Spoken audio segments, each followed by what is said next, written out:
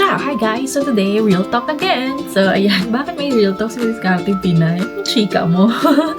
Ganito yan.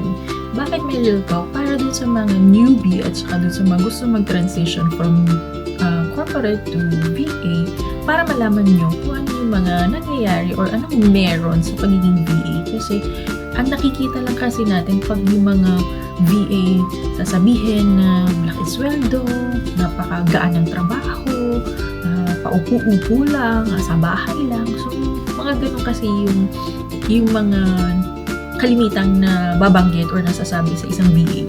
So, hindi rin nila alam kung ano yung nagkukos din pag minsan ng anxiety or kung ano man yung mental na-experience ng isang VA, hindi alam ng iba yun. Okay? Pero for today, we're going to discuss why contracts matter more than we think. So, ito naman, itong mga real talk na to ay based lang naman sa experience ko.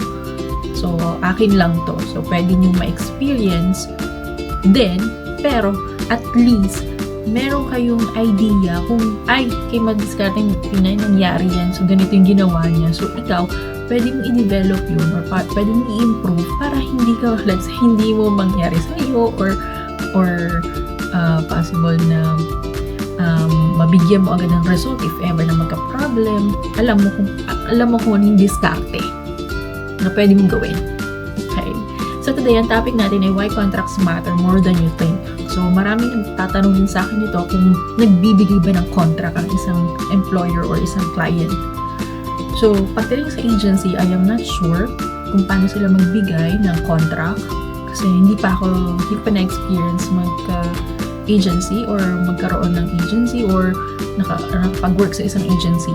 So, since 2011, so direct client lahat meron ako.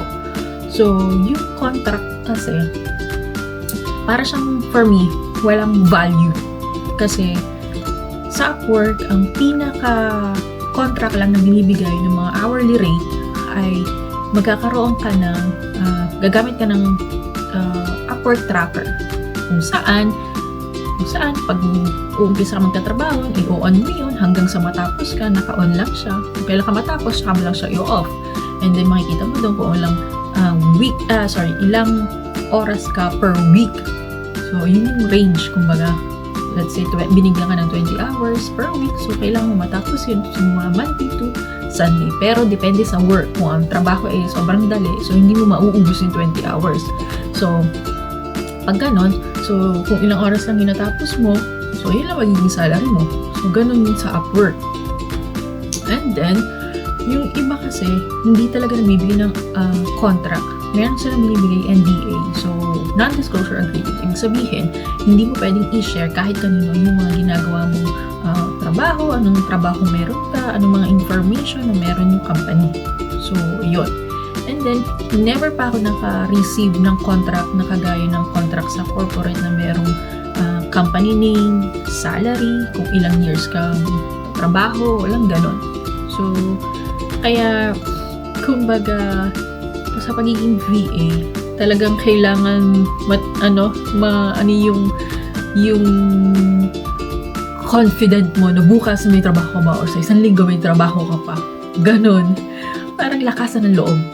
Kasi nga, yung contract para wala siyang value. If ever na bigyan ka ng client ng contract, let's say yung company ay nalugi or wala nang ipagawa sa iyo.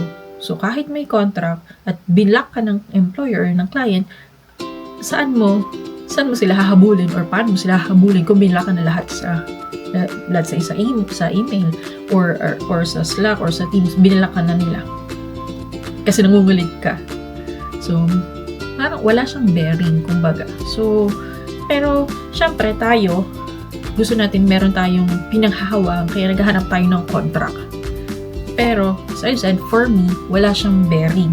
Kasi nga, pag nalugi na yung company, wala kang ipagawa sa'yo, hindi naman patuloy yung salary mo sa kanila eh. So, kung ano lang yung tinrabaho mo, yun lang yung magiging salary mo. So, ganun sa pagiging VA. So, para meron kayong idea kung ano meron sa pagiging VA. So, yun guys. So, yun.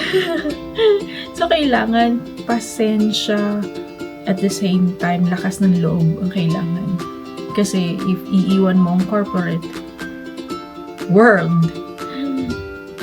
dapat sa financial, kailangan meron kang naka-save kasi syempre, hindi madaling maghanap ng work.